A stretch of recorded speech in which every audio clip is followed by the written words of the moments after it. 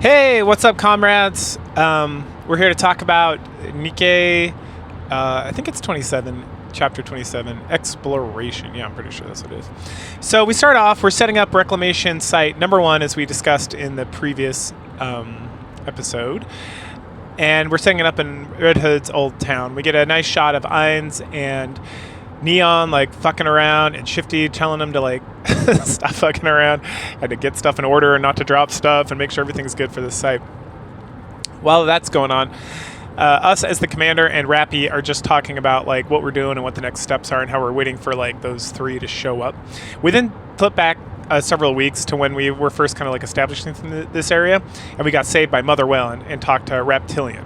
So what did we talk about after that? So Reptilian is someone, as I mentioned before, he is a rapture lover. There was like these, they used to do these things in the campaign where after you beat through the campaign, you would go back and do like little mini missions, and you'd get like some extra goodies from that. They stopped doing that probably around this time, if I remember correctly. But the Reptilian was kind of like a joke character, and I didn't spend too much time paying attention to those stories while I was playing through them, right? Because I was always like, oh, I'm so interested in raptures. In the rapture, I think we can be friends. We should try to communicate. And we had to keep bailing this guy out, and then he'd send us like these gifts afterwards in like blah, blah, blah. Anyway, so he has somehow communicated with this Mother Whale, which he now calls Whaley, and they travel around. But he hasn't been able to eat or drink for like 5 days. And so he's like, I just need something to drink or I'm going to die. And then he passes out. And so we quickly get him some water and dump it into like his rapture suit, which is like a car with like some other crap on top of it. And then he wakes up and he's like, oh, you've saved me. I am alive. I am so happy. And then we give him some food too. And then he tells us his tale. So he's been like flying around on Whaley after they kind of like became best friends forever. And he's been like mapping out the whole area around here, like this huge area. And then he saw us, or he saw some commotion and saw it was us. And he loves raptures, or he's a rapture connoisseur, I think is what he calls himself. But we're like his best friends, right? And so he was like, oh, I hate killing the raptures, but I got to do what I got to do. So then him and Whaley like destroyed all the raptures and saved us. So we chit-chat about that for a while, and then Whaley starts like summoning him, and he's like, oh, I'll bring you guys into Whaley another time. She's very shy, so maybe not now. I'll talk to her some more about it. And then Ainz is like, wait, you're communicating with the Mother Whale? And he's like, you bet. And it's like, well, okay, that's interesting. And then it might be Ainz again, but one of them mentions that like, hey, Whaley looks a lot different than the other Mother Whales that we've interacted with, namely the big one from chapter 18, if I remember correctly. And Reptilian's like, oh yeah, so I love animals too. And Whaley would like land and like consume animals every once in a while, and I was like, maybe we could try just having vegetables instead. And so Whaley tried it, and then it worked. And so Whaley's gets all her, she's like a vegan Mother Whale that's really, it's like the fuck. Oh, Reptilian's one of the best characters in this game. And so then she changed. We see her change later. It's like instead of having like a red dark core, she has like a blue fun core, and then she can communicate and like things. She's much nicer and a little more shy and whatnot. Anyway, so he pops out this ridiculously excellent like map that's very detailed of like this huge area, and it's like, I made this for you. Next time we run into each other, I'll probably have some more. So come visit me sometime. And then he goes and hops on Whaley and rides off. We then from that point in the past move forward to our conversation with Anderson. We gave him the map, and then he gave it to Birmingham, who then like had a bunch of like associations like look through it, like the Map Association and the Cartographers Guild or something, and they discover that like the map matches up with like old data, right? It's got more information on it or different information, but generally like the large over the 100 years, the things that would kind of stay the same are like the same. So it seems like totally legit. And so we're like, oh man, this is such a great thing. And it's like, we're gonna upload this to like the database. Is that cool with you? And we're like, yo, that's fine, whatevs. And then it's like, so what are you going to do now? It's like, well, I'm going to head back to the reclamation site and get going on this mission. And then Anderson kind of like out of nowhere is like, what do you want, power? And we're like, what? He's like, why are you doing all this stuff? You've been like moving up in the Ark and doing all this stuff. And then we're like, we want to bring Marion back to the Ark and be able to like fuck her. We don't say that, but that's the thing. The whole relationship with Marion is like an interesting one because she saved us at the beginning and we had like a connection. But I almost feel like it's not romantic, like, at all. Like, there's some heavy implication that it kind of is, but there's also heavy implication that it's more like she's just, like, a close friend, or even, like, almost like a daughter figure, right? I don't know. Like I definitely lean more towards the like wanting to fuck her, but then like stuff with other Nikkes and particularly like Rappy obviously is like implies that like that's not the main motivation, that it's just like wanting to take care of her because she took care of us, like pay someone back or something. And then there's the whole thing with like that one flashback we got where we're like in the hospital and there's that girl there and it's like what the fuck's with that, right? Like is that Marion? Is that somebody else? Right? Is that Frisia? Who knows? Anyway, so Anderson like kind of chuckles at that to himself. Well, in my head he chuckles. I don't think it says anything in the game. And then he's like, and then we're like, hey, old man, why do you want to help? You're always helping us out and always doing favors for us and bending over backwards. Like, why? And he's like, I don't know. You know, that's my job as like one of the old timers to like help you young wolves out and like figuring out your shit and like being successful and whatnot. And then we're like, is that all the reason why? And then he kind of like has like he looks off in the distance, right? dot, dot, dot. And then he's like, you know, he's like, well, the main reason is because I like my stories to have happy endings. And that, wow, is like very deep, very good. Writing in this game is so fucking good. Anyway, back to the present. Shifty explains that she's been assigned as our operator and that even though we've been functioning kind of without an operator for a long time and that we technically don't need one, that she'll be very helpful. And one of the main things, like she's ranting on about all these things she can help us with. And then she's like, and doing like 90% of the paperwork for the commander. And we're like, oh, we're sold. Let's do that. And then Ainz is like, wait, you haven't been doing any of the paperwork. You're making Rappy do all of it. And we all like look at Rappy and she's like, well, I haven't done all of it. But it will be nice to have Shifty to help. So that's good. And then we talk more about the support squads. It's like not Mighty Tools. It's like Heavy Tools, I want to say, who is like, they're like the mining squad in Missilus. And then there's Delivery something. No, it's Pathfinder, which is like a delivery team squad. And then there's Electric Shock, I think, which is like electronics and all that stuff. But they're only sending one of each. They're sending Hammering, Aelig, and Liverin. And if you're familiar with this game at all, besides just listening to my videos, you've probably seen Aelig. She's exceedingly popular. She's like a chunky girl. And like her and Brady, which are like the two fat chicks in this game, quote unquote fat chicks, are like, there's a huge segment of the population that is clearly not being fulfilled. Because they are so popular. They have like not idols, they have those little like things you can buy and all this extra stuff. And Aelig even like has her own summer skin and Brady has a skin and she's been out for like less than a year. It's pretty interesting stuff. Anyway, while we're talking about it, we see a flare go up and it's like, oh, with the squad, those guys must have been attacked. Let's go rescue them. We then switch over there and we meet Hammering, Aelig, and Liverin. They're riding out on the Liverin's like scooter thingy, delivery bike or whatever. And apparently Hammering like passed the fuck out. Just sleepy time, and was snoring really loud, and something between like her snoring and the bicycle and whatnot got the Raptors to attack them. And so Hammering is like, I got this. She like leaps off and starts like biting them or whatever. And then Aelig and Liverin talk about how the counters should be here any second now. And Liverin's like, oh yeah, they'll be here right now. And the counters show up immediately when she calls it. And Aelig's like, wow. And Liverin's like, that's part of my job. And so electroshock. Okay, yeah. So then once they get rescued by the counters, introduce themselves, kind of like what I already said. Hammering is power tools. Yeah, power tools.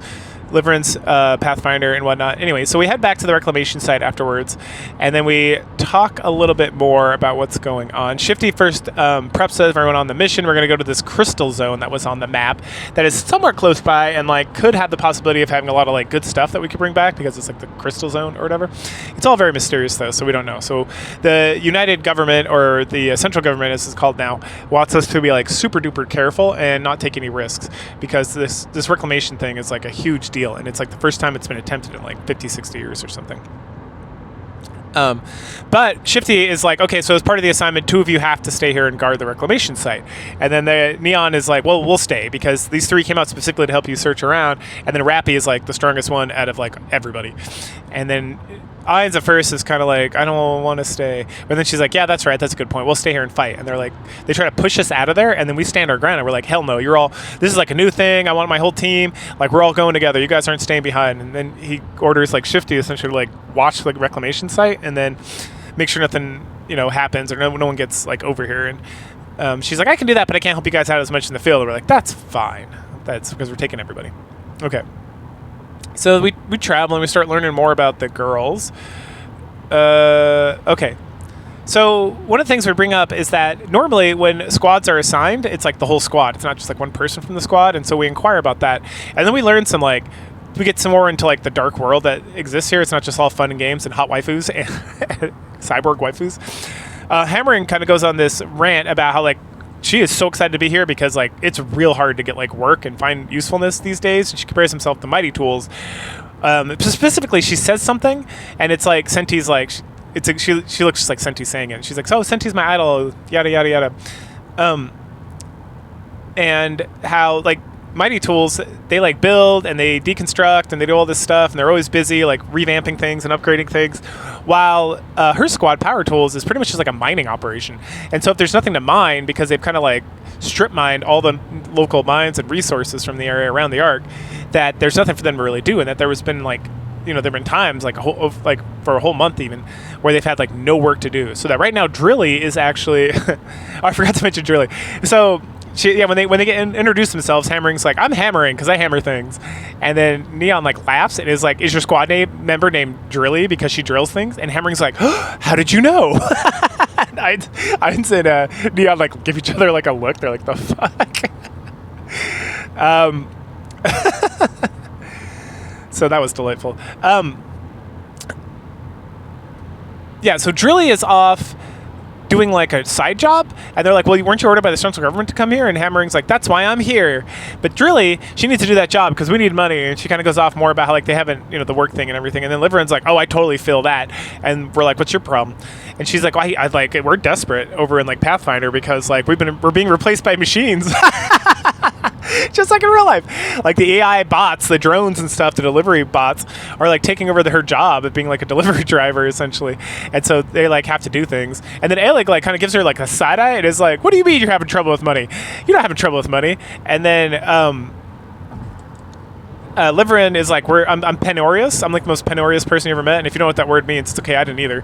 But Gemini explained to me that it means very like tight. It's like Scrooge McDuck essentially. Like Scrooge McDuck is like super rich. I mean, not Scrooge McDuck. It's Scrooge McDuck when he plays the Scrooge. Yeah. Anyway, from that Christmas movie. Anyway, it's more like you're very poor, and so you penny pinch like everything you can.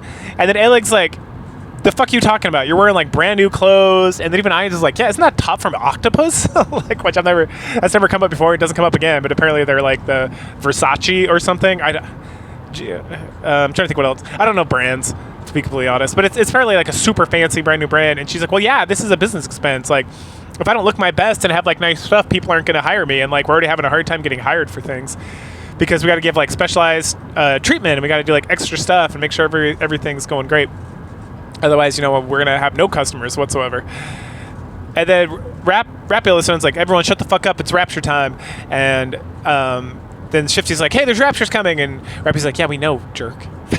She doesn't say it like that. But so then we fight some Raptures, and then as we start to move forward, Alec's like, "I want to circle back to this whole thing about you being poor." So clearly Alec doesn't believe what she's hearing. And Liver looks fine as shit, man. Like, she looks like a total prep.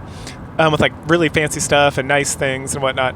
And so she explains that, like, "So where are you getting this money from? Like, who are these like customers that still are using your services if robots are so much cheaper and better?" And she's like, "Well, you know, people like send greetings and they send gifts around like Christmas time specifically and whatnot, where they're like, we really want you to go do like a singing thing or a show or, you know, deliver like some message or whatever. And so we got to like really put the pizzazz in it. And that's where we get our stuff from." And then she's get tired of trying to like explain away her wealth, which she clearly has. And so she flips it on Alex. Is like, "Well, what are you doing here? Why are you by yourself?" And Alex is like, "Oh yeah, my squad is full of like social anxiety people, essentially, a bunch of people who don't like get along socially, and so we always go out on missions by ourselves. And the reason I'm here is because there's like an energy crisis in the Ark. Like, it's like we only have so much energy, and like we're running out of like ability to produce enough energy. And so if we can find some materials, or if we can find like if these crystals like produce or store energy, like battery packs and stuff, it's going to help out a lot. So like I'm here for like the thrill of like getting more technology and doing all that shit." And then as Alec and Liverin kind of like go back and forth, Hammering finally like is like, "Wow, it's getting real hot in here." Like the tension's like really. I think what she says in the localization at least is, you two are like, we're all getting along like a house on fire, and then the counters are like, oh my god, damn, like what the fuck, man. So eventually we get to like where the crystals are at, and then the girls start doing their thing. Like Alec does like an examination, Hammering tries to like bash some crystal off after everyone like hides behind some cover, and then she like bashes it again, and then a rapture shows up, and so we fight that rapture off, and after it's done, Hammering's able to like finally smash it off. But then when they pick it up, oh, I forgot to mention, these crystals look like they're storing electricity.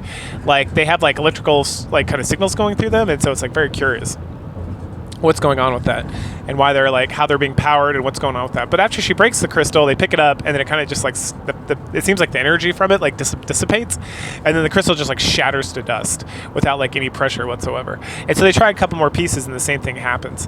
And around this time, while this is like going on, there's a bit between Neon and Elig, and they're talking about how Elig gives like a side eye to Neon's glasses. He's like, these red glasses she's worn the whole time, and she's like, "What's up with your glasses?" And Neon's like, "They give me super sight and something." And Eleg's like, "No, not that crazy nonsense. Like for real, they look super fancy. Can I look at them? And maybe I can give you like super sight and some other stuff." And Neon's like, "Hell yeah, let's do it later on." It's like cool. So after we find that these crystals are kind of like worthless and there's nothing we can really do with them, we're like, well, time to head home. And Rappy's like, yep, let's go. And then we get like Alig and Hammering and Liver and like really go hard in the paint to not go home. Like Alig really wants to keep looking around and searching and kind of like do some more experimentation stuff. And then Hammering and Livering are like, if we go back as a failure, they might throw us in the scrap heap. Like this is like our one chance to like do something, to make a name for ourselves. Like we got to take the chance where the chance is good here. Like we can't just be noping out, because then we could be in like a lot of fucking trouble. And so we're like, I don't know about that. And then Livering gets like real passionate kind of like speech about like, you know, if I don't want to go back and like owe anybody, and I don't want to like have to like rely on others, and I want to be able to take care of myself, and like we need this right now. Like if I need to, I'll get on my hands and knees and beg, please, please, please. And we kind of give like a funny look to Rappy, and we're like, yeah, I guess we can move on, because Rappy's like, it should be fine. Like, nothing's dangerous so far. Like, we can kill any raptures, so, like, it's not going to hurt anything. And then we get, like, we start to get Alig being, like, ... while she's, like, looking over at Liverin. Like, the fuck's going on with her? Clearly something sus. So we keep looking around and moving forward, and Alig gets super excited, and Hammer gets super excited, and they're, like, running ahead of us, looking at all these crystal things and, like, tapping them and stuff. And while we're doing that, we have a little conversation with our homie, Liverin here. And she mentions having her back up against the wall, and how when people have their back up against the wall, it can be a good thing because it can help them like really push themselves and push forward and overcome things. And Ainz is like, yeah, I get that, but sometimes you need to like chill out a little bit. And then Rappy's like, well, the reason we're here is to help you guys not push yourselves too hard, to make sure we can all get back safely and be successful and whatnot. And everyone's like, yeah. And then Rappy's like, are you always like this? Kind of like super high intensity and like stressed out? And everyone's like, well, yeah, I guess that's just who I am.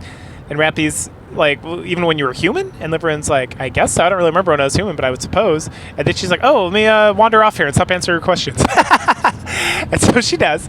And then we're like, Rappy, you doing okay? And she's like, yeah, I'm just thinking about Liverin. And then we're like, yeah, maybe we should keep an eye on her. And then Ainz and Neon's like speak up, and they kind of compare Liverin and how she's been kind of sketchy to Exotic. Dun dun dun. You remember Exotic, right? You remember Crow? Fuck Crow.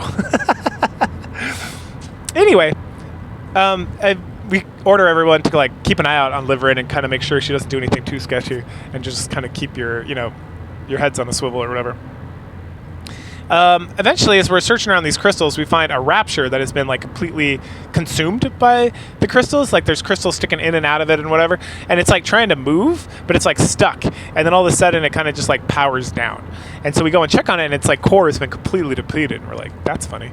And then we talk about how, well, that's odd, because when we were playing around with the crystals, nothing happened to us. So what could this be? It couldn't. The crystals aren't like consuming the raptures because the body's still there, but like so it seems like the energy is being drained away. But could that be a parasite, or could it be something else?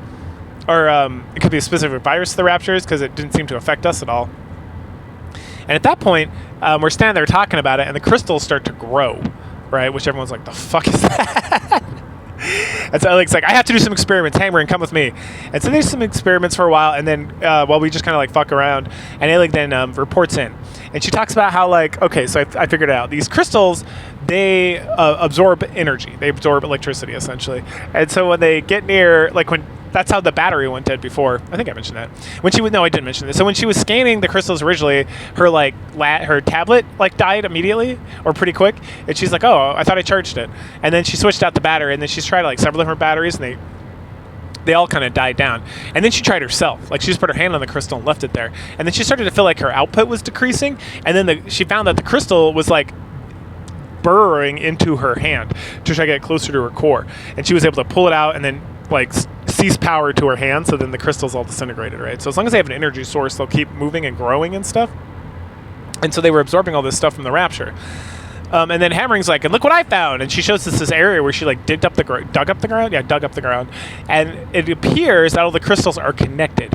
And then we start talking about how like, hey, maybe these things aren't like minerals or whatever. They're more like plants. In that, like, maybe there's like a giant tree, and what we're finding with these crystals is kind of like the root structure, because they're all connected together and whatnot. They're feeding on some core source, and so maybe we should go find that core source, because that's going to give us a lot more information about everything that's going on.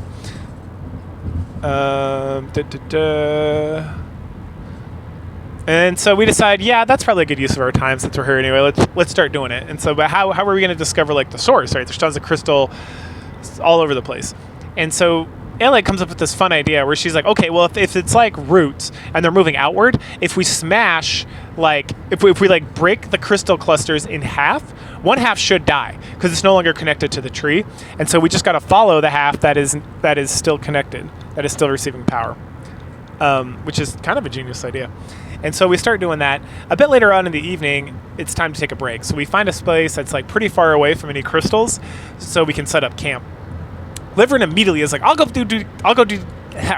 place decoys. I'm really good at finding stuff, and I'm really good at placing decoys because, you know, that's like my power set or whatever. And Rappy's like, okay, sure, I guess that works. And Nines immediately is like, I'm going to come with you. And Liverin's like, no, I got it. And Nines is like, no, be faster this way. Let me come help. Liverin's like, okay. And so then they wander off. And then Aleg's like, I'm going to stay up all night and guard. And Hammering's like, you should go to sleep. And then she lays down and falls immediately to sleep. And Aleg's like, holy shit, she can really fall asleep anywhere. And then we're like, hey, like, are you doing okay? She's like, yeah, I'm doing great. It's like, you're doing too great because you don't want to sleep because you're too excited about all this stuff. And Aleg's like, guilty as charged. And so Rappy's like, well, I'm going to stay up with you for the first shift. And then, so you can take a rest if you want. If not, you can just stay up with me. And they're like, cool, sounds good. We then chat. We then check in with Shifty. And we're like, hey, you should take a rest because we're going to have a long day tomorrow. And we got this.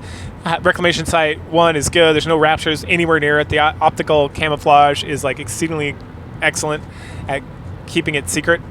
So everything's going well with that. And so she logs off, and then Aleg's like, hey, let me see that operation device you have, which is like it's like some sort of ear device, which also has a screen. And she's like, holy shit, man, this thing's barely working. When's the last time you got maintenance or upgrades? And we're like, never. And she's like, give me that. And so she like messes around with it while we're sitting there talking, and she fixes it up and hands it back to us. And immediately we got Boom on the screen, and we're like, the fuck is this? And she's like, Boom is the best game ever. It's essentially Doom. And there's a lot with Aleg that plays on the idea that like people are playing Doom. Like Doom is it's like one of the original first-person shooters. Kind of defined the genre, kind of like Dark Souls did for action, like role-playing games with rebirth mechanics. That's a lot. Or like Castlevania or Metroid defined it for like side-scrolling, pretty much the same thing as Dark Souls. Which I would disagree, because Legend of Zelda came out, well, maybe it came out after, and I feel like that more defined it. Anyway, or the Legend of Zelda 2, I should say. Okay, where was I? Okay, yeah. And so there's like a whole funny skit about that, and then she's like, I also put in Rappy's gun. And Rappy like picks up her gun, and like the sight has Doom installed on it. And she's like, please erase this. This is insane. And so we all like chuckle about that. Meanwhile, Liverin is texting Sixo. Sixo! She works for Sixo. That's right. You remember Sixo is? Probably not. Sixo, I think, got brought up once or twice before. He is like some super dark, underground, evil, secretive person within the Ark who also might be like one of the higher ups in the central government. And he does all sorts of, I keep saying he, but I don't think it ever says it's a he or a she. Yeah. So I'll go with they for now because I don't know. It might have. I just don't remember. So then they're shady as fuck. And Crow had like mentioned it, and Ellison Harper had like mentioned it, them at some point, I'm pretty sure. So that sticks out. And so Liverin is like, hey, I'm sorry I couldn't get away. Something, it's going pretty slow. I apologize, blah, blah, blah. And he's like, fix this shit, Liverin, or you're going to pay. And if you get this stuff good, I'll take care of you. But if not, it's not going to be great. And she's like, okay, I got it. No worries, no worries. And she's like kind of freaking out. And then she hangs up. And then Ian's like wanders up and is like, what you doing? And she's like, oh, sorry. I was just, talking to clients about like delivering things later on. And Ian's is like, oh, I thought you were not, doing so well with all that. And Liverin's like, oh yeah, but sometimes it gets busy and sometimes it doesn't. And she goes on this rant about how holidays can be pretty busy. And Ian's is like, there's no holidays coming up here. Kind of like slowly calling out her bullshit. And Liverin's like, well, you never know. Tee-hee, okay, we're done. Let's get going. And then they wander back. The next morning, Neon wakes up freaking out. She's screaming, waking everybody up. And then we go see what's going on. And she has Boom installed into her glasses. And she's like, the fuck is happening? I can't see. And Alex like, just tap the top of your glasses twice. And she does it. It goes away. And then she's like, man, those glasses are incredible. Like I tried to put that superset in there, but the whole thing is like the processor and the drive and all that stuff is like packed full of like goodies and secret things. And like the glasses are made of like some super rare materials that are like super expensive. And like, where'd you get those from? And Neon's like, I don't know. I've always had them. And she's like, holy shit, man, I want to do some more experimenting with them. And Neon's like, well, not right now. And then Eleg's about to kind of go off about it some more, which she looks up and is like, holy shit. And so everyone looks up. And the whole area that we were sleeping in that had no crystals around it, there's now crystals all over the buildings around the area. And it's super sketchy. And Hammering's like, I'm going to reach out to Botanic, who I'm buddies with, to see if they can give us some more information about this like plant stuff. And Botanic, I think it's Botanic Garden, is another squad in Miscellaneous that deals with flowers and plants and stuff. Okay. So we keep moving forward, and then we end up in this like really tight place, and people are kind of freaking out. They're like, stay away from the walls. We don't need the crystals like bursting through the walls trying to get to you or whatnot. And then Liverin gets like super concerned about this being the best way to go, even though she feels like it's the best way to go, because we could get like trapped from both sides and whatnot. And so Hammering's like, don't worry, I'll take care of the back. You guys just keep moving forward.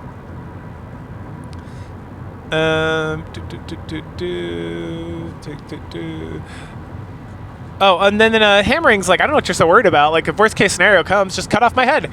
Just cut off our heads and we'll be okay because our heads are tough and then we can survive. And then Liverin and Aelig give her like the side eye and they're like, have you ever died before? And she's like, nope. And they're like, it's probably not great. In fact, let's ask the counters. Have you guys ever died before? And then Rappy and Irons are both like, yeah, it sucks. And Rappy's like, you really don't want to kill yourself or cut off your head. Like, it's really hard and it does not feel good. And then Aelig and Liverin are like, see, Hammering stopping retarded. And she's like, it'll be fine. It's like, okay. And then they stumble upon this large gate that is like at the end, and also a huge pile of raptures that seem like they've all been like destroyed, and some of them seem like they've been smashed, and like all this crazy nonsense. And we're like, what the fuck? And then they start talking about it. Liverin points out that it seems like they were coming towards where we're going, and that behind them is like this wide open area. So like, why would all these raptors come running into like this tight spot from like a wide open area? And we come to the conclusion that it must be because they were running away from something. And it's like, the fuck were they running away from? These crystals? I mean, we get kind of concerned. And then we see crystals moving, but not like moving as in they're like slowly walking towards us to capture us. Like they're actually running around. And that's because they are like a parasite on one of these Lord class raptors who then attacks us. So we have to fight this thing off. And once we destroy it, the crystals all disintegrate. And we're like, holy shit. And we're about to start talking about it when Hammering's like, hold on, I'm supposed to get a call right now. And then she's like, Botanic Garden is calling. And it's Flora. Yay, Flora. You're not going to see Flora for a very long time. I don't think she got released till like way after, like almost a year after this thing came out, this story, if I remember correctly. Or maybe just shortly thereafter. But Flora's great. She's super flowery. She kind of sucks meta-wise, but she's hot as shit, and she's delightful. Anyway, so she is an expert on flowers specifically, and then there's Trina, who has not yet to be introduced, who's an expert on trees, but, at this point in the story, I don't know, maybe they weren't thinking about all that. Holy shit. Sorry, I'm driving on the freeway, and it looks like traffic just completely stopped. Anyway, so she starts talking to us about parasites, about trees, about how like the root thing and how, the trees are going to do anything they can to send roots out to find nutrients, or most plants have roots, right? So they're going to send stuff out no matter what. And that the crystal seems to be doing that. And then talks about some parasites are They're almost like symbiotic. Like they don't want to drain the host too quickly because if they do, they lose that.